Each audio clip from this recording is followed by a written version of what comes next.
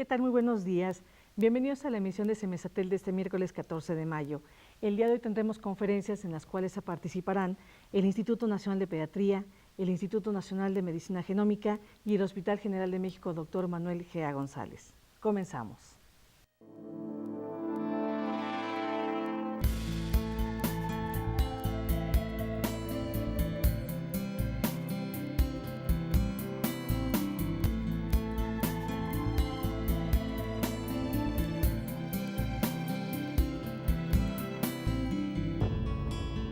Tenemos la participación del Hospital General.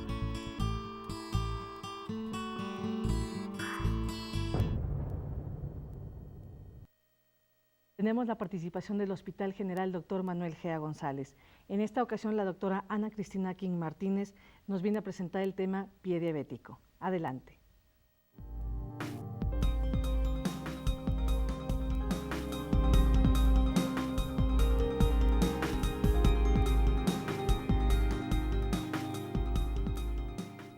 Buenas tardes. Primero que nada, muchas gracias al Semesatel por la oportunidad de estar aquí y compartir este tema con ustedes. Yo soy la doctora Ana Cristina King Martínez, soy médico adscrito de la División de Ortopedia y Traumatología del Hospital General Dr. Manuel G. González y me encargo de la clínica del pie diabético en este hospital. Entonces vamos a hablar de lo que es el pie diabético. Primero que nada vamos a dar una definición de lo que es la diabetes mellitus. Esta es una enfermedad crónica que aparece cuando el páncreas ya sea que no puede producir suficiente insulina o el organismo no puede utilizar esta insulina producida. Esto hace que aumenten los niveles de azúcar en sangre. Nuestros pacientes pueden presentar los primeros síntomas como es un exceso de sed, exceso de orina, presencia de hambre, pérdida de peso y trastornos visuales. En algunos casos también se asocia con cansancio. Sabemos que en el mundo, de acuerdo a la OMS, hay 347 millones de diabéticos. Y ahora bien, ¿qué es el pie diabético? Bueno, pues es una infección, una ulceración o una destrucción del tejido profundo del pie que se asocia a una neuropatía y también a un daño vascular. Esto normalmente pasa en las extremidades inferiores del paciente diabético, pero realmente se puede presentar en cualquier lugar de su cuerpo. El pie diabético es la causa más frecuente de morbilidad dentro de nuestros pacientes diabéticos. Y al presentar una infección se incrementa el doble el riesgo de amputación si el paciente presenta una úlcera en este pie. De acuerdo a la estadística internacional, sabemos que el pie diabético es la causa más frecuente de morbilidad e ingreso de nuestros pacientes diabéticos a los hospitales. En los países en desarrollo se calcula que aproximadamente el 40% de los recursos en salud son consumidos por la patología del pie diabético. En Estados Unidos, para el 2013, se calculaba que existían 22.3 millones de diabéticos y se realizaron 670.500 amputaciones. 40% de los pacientes diabéticos, únicamente el 40% de los pacientes diabéticos viven a 7 años después de su cirugía. En cuanto a las estadísticas nacionales, tenemos que para el 2010 teníamos 16.5 millones de diabéticos.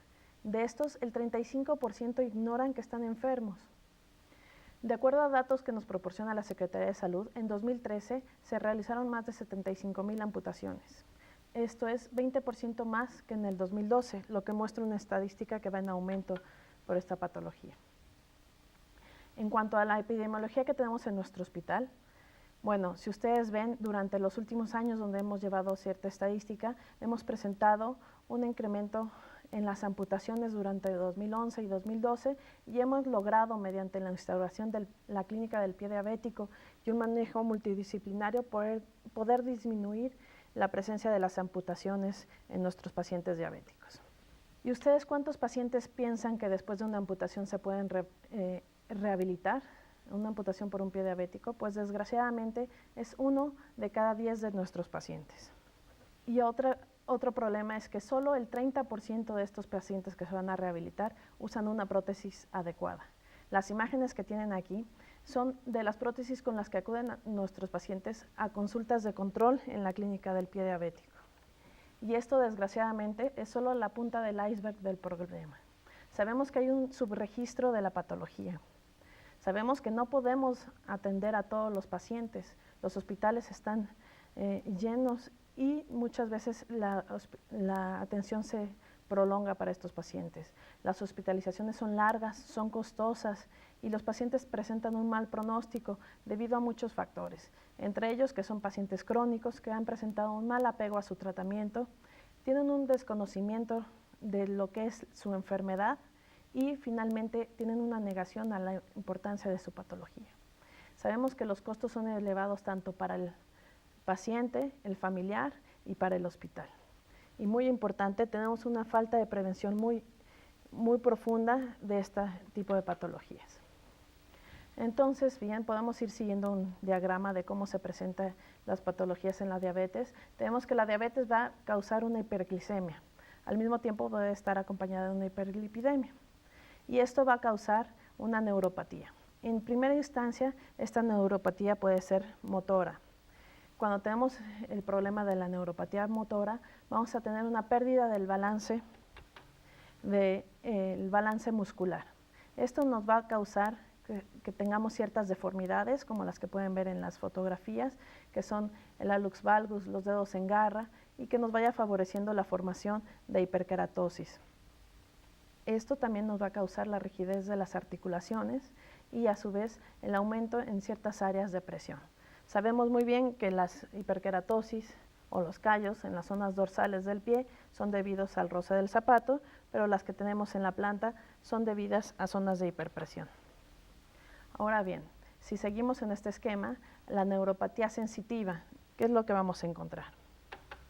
Bueno, la neuropatía sensitiva causa una disminución del dolor en nuestro paciente y con esto se pierde la función protectora que tenemos todos del dolor. Aquí vemos una diapositiva en la que veían ustedes una marca en el primer dedo del paciente. Entonces nosotros al revisarlos no sabíamos muy bien de qué se trataba esta marca, hasta que revisamos el calzado del paciente. Y nos encontramos que tenía esta pequeña estampa que su nieto había olvidado en el zapato. Entonces imagínense ustedes esta estampa llevada por el paciente en su calzado durante 8 horas de labor, pues hubiéramos tenido una úlcera del tamaño de esa pequeña camiseta. En cuanto a la neuropatía autonómica, tenemos nosotros las alteraciones que son principalmente simpáticas. Tenemos trastornos en la irrigación sanguínea y nos podemos dar cuenta que está en avance esta neuropatía autonómica, ya que encontramos a nuestros pacientes con la piel seca y en ocasiones vamos a encontrar lo que sería la artropatía de Charcot. Entonces es muy común ver a nuestros pacientes diabéticos, como los ven en estas diapositivas, con la piel seca, con múltiples grietas en su pie y esto hay que protegerlos para que no siga avanzando el problema. Ahora bien, si nos remontamos a nuestro esquema, vamos a ver ahora lo que sería la enfermedad vascular. Sabemos nosotros que la diabetes afecta tanto la micro como la macrocirculación y esto lleva a disminuir la irrigación sanguínea que finalmente en este caso sería lo más afectado las puntas de los dedos de los pies. Entonces pueden llegar nuestros pacientes en estas condiciones con 1, 2 o todo el pie necrosado sin que ellos tengan realmente dolor. Entonces todos estos factores finalmente llevan a lo que se conoce como el pie diabético y que desencadenan en muchos casos las amputaciones. Tenemos como agravantes los traumatismos, que no necesariamente son golpes fuertes que se haya llevado el paciente, sino simplemente el traumatismo, por ejemplo en este caso, que podría estar ocasionando el calzado, ¿sí? Todas esas zonas donde nosotros vemos que el calzado está dejando su huella, son zonas que en un paciente diabético podrían ser susceptibles de formar una úlcera. Las deficiencias alimenticias en nuestra población, vemos todo, pues cómo es la dieta de nuestros pacientes, muchas grasas, muchos azúcares y esto favorece el descontrol metabólico de nuestros pacientes diabéticos y a su vez el pie diabético. La diabetes también va a causar alteraciones inmunológicas, por lo que cualquier infección a nivel de nuestro pie va a poder crecer o aumentar rápidamente. Y por último tenemos el cuidado o la falta completa del autocontrol por parte de nuestros pacientes. Nuestros pacientes no acostumbran revisarse sus pies, no acostumbran siquiera detectar sus niveles diariamente de glucosa para poder hacer el ajuste de medicamentos. Y finalmente todo esto junto es la gota que derrama el vaso y la que va a hacer que presentemos el pie diabético con todas las consecuencias catastróficas que nosotros ya conocemos. Entonces, ahora entrando en cuáles son las fases del pie diabético. Nosotros podemos encontrar a nuestro pie en, digamos, 3 grandes fases. Uno sería la fase del pie diabético activa, como es la que encuentran en la fotografía de este paciente. Es un pie donde vemos, bueno, úlceras, hiperkeratosis y sobre todo hiperemia, nos podemos imaginar, y cambios en la coloración, ¿sí? Entonces este sería un pie activo. En cambio, podemos encontrarnos también con un pie de Charcot, ya sea en su fase aguda o en ya su fase de remisión. Estos son pies anchos, normalmente con cambios de coloración y que vamos a ver más adelante ciertas características. O podemos encontrarnos con el pie en riesgo. Yo creo que esta es la fase ideal donde debemos de encontrar a nuestros pacientes, donde nosotros podemos hacer mucho por prevenir que nuestro paciente se presente ya sea con un pie activo, en la fase activa del pie diabético, o bien con un pie de Charcot. Es ahí donde nosotros debemos de iniciar todo nuestro manejo, tanto metabólico como el manejo de ese pie, para poder evitar las amputaciones en los pacientes con pie diabético. Podemos ver cómo se presentan los pacientes a la consulta del pie diabético. Ellos pueden, este paciente en especial, ven como ustedes tienen una lesión muy grande donde se exponen los tendones y él, bueno, no tiene ninguna conciencia de su enfermedad, piensa que su pie está muy bien. Entonces, en estos pacientes con el pie activo podemos encontrar desde datos de celulitis activa, datos de osteomielitis, fístulas activas y productivas. Podemos encontrar algunos pacientes ya con ataque al estado general y en general vamos a encontrarlos con un descontrol glicémico. Y esto, desgraciadamente, es como nos llega la mayor parte de nuestros pacientes a la clínica del pie diabético. En estos pacientes, ¿cómo podemos determinar si esa infección puede llegar a presentarse una osteomielitis? Bueno, nosotros sabemos que es difícil que podamos determinar una osteomielitis con unos rayos X, ya que los cambios van a presentarse alrededor de 6 semanas después del inicio de la patología. La TAC puede presentarnos unos cambios un poco más rápidos, pero finalmente también tenemos que esperar un tiempo. La resonancia magnética nos puede empezar a dar algunos cambios, pero estos serían un poco inespecíficos de edema desde las primeras 48 horas de que se presenta una infección en el hueso. Podemos ir siguiendo a nuestros pacientes mediante la velocidad de segmentación globular o la proteína C reactiva. Son parámetros que nos sirven mucho para el seguimiento de nuestros pacientes. Sin embargo, hay una prueba muy sencilla, que es la que ven aquí ejemplificada, donde nosotros metemos algún material que no sea cortante y lo introducimos a través de la herida que tenga el paciente. Si nosotros podemos tocar el hueso, esto se llama, que es una prueba positiva, se llama ProBone Test, y esto en el 99% nos traduce una infección en el hueso. El tratamiento del pie activo debe de iniciarse con un tratamiento antibiótico. Este tratamiento antibiótico debe de tener una base en el cultivo que se tomó de los tejidos profundos. Se debe de preferir este cultivo en contra de los hisopados. Si tenemos secreciones, podemos cultivar esa secreción mediante la aspiración y el cultivo directo de esta secreción. En caso de que no podamos tener con un cultivo confiable, pues debemos de iniciar un esquema de acuerdo a los gérmenes más frecuentes en cada uno de nuestros sitios de trabajo, pero teniendo muy en cuenta que los pacientes diabéticos normalmente ya son politratados y van a tener gérmenes multiresistentes. Entonces, como meta en nuestro pie diabético activo nos podemos poner el control del proceso infeccioso a nivel de los tejidos blandos, que es realmente lo que va a poner en riesgo la vida de nuestro paciente. Debemos de apoyarnos en cirugía vascular, infectología y medicina interna para lograr un control completo de nuestro paciente y, si es necesario, una revascularización. Debemos realizar debridamientos seriados hasta cada 72 horas para drenar los abscesos, retirar todo el tejido necrosado y realizar lavados mecánicos y escarificación de las heridas. En el caso que sea necesario, debemos de realizar amputaciones suficientes para poder resecar todo el tejido necrosado. Nuestro objetivo bien es el control de la infección y el de mantener una extremidad útil para la deambulación del paciente, ¿sí? De nada le va a servir al paciente un pie, como lo ven en la fotografía superior, necrosado. Es preferible que tenga, como lo ven en la fotografía inferior, medio pie, pero que le sirva para el apoyo. Ahora bien, hablemos un poco de lo que es el pie de Charcot. Aquí tenemos varias imágenes con el pie de Charcot en diferentes fases. Entonces, como definición del pie de Charcot, sabemos que es una neuroartropatía destructiva.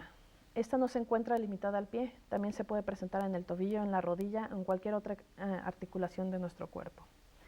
Tiene 3 fases clínicas características. La primera es la destructiva, después es de la coalescencia y finalmente la de la consolidación. Lo más importante con el pie de Charcot es que es un diagnóstico clínico. Lo debemos de sospechar nosotros ante una historia de edema importante, sin un antecedente de trauma que lo justifique. Y sobre todo, el paciente no va a presentar dolor que acompañe a la presentación clínica. Entonces tenemos aquí algunas imágenes, tanto radiográficas como clínicas, de cómo se puede ver un pie de Charcot en la fase destructiva.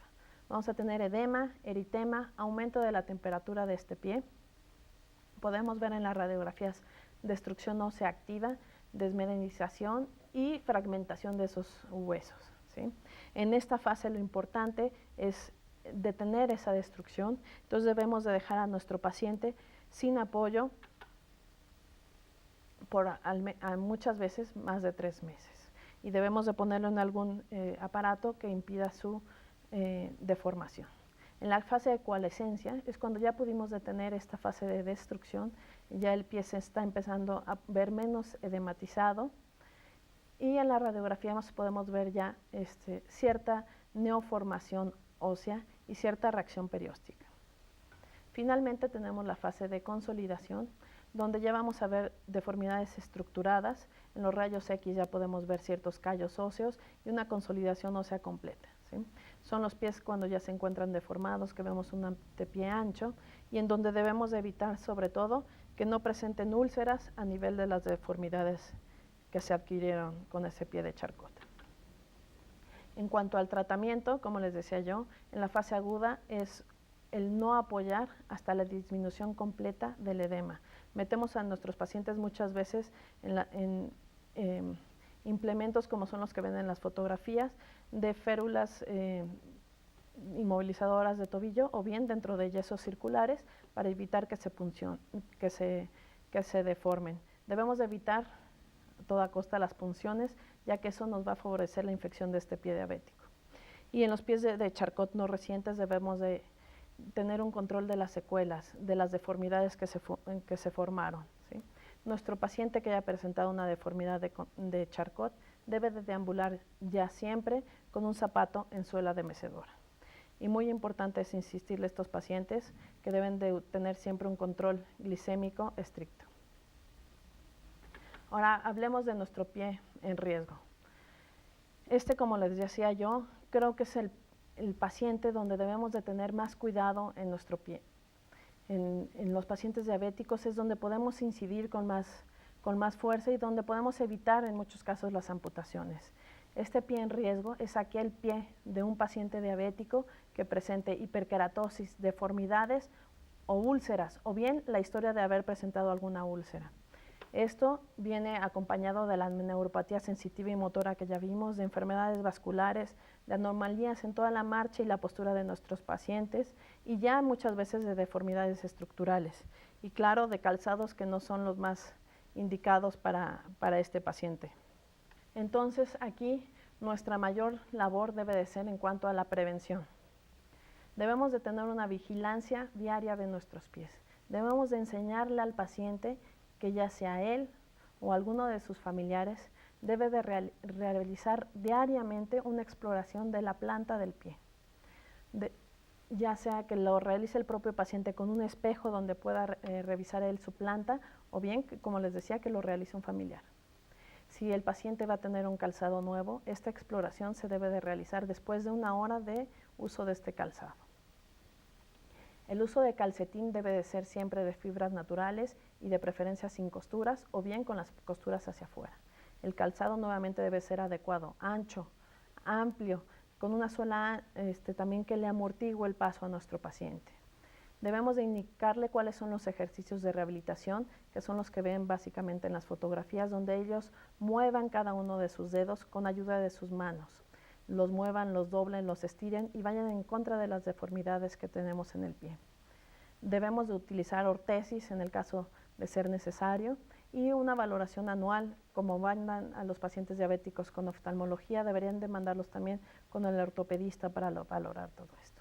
Y aquí también tenemos como una arma muy importante en lo que podemos utilizar, la cirugía de mínima invasión en nuestros pies en riesgo. La cirugía de mínima invasión o cirugía de invasión mínima o cirugía percutánea o cirugía de mínima incisión o también algunos lo conocen como cirugía láser, es aquella cirugía en la que nosotros podemos cortar, remover hueso, tendones y diferentes estructuras en el pie para corregir las deformidades. En el paciente diabético tenemos una justificación muy clara para corregir las deformidades, porque ya dijimos que el paciente no va a presentar dolor.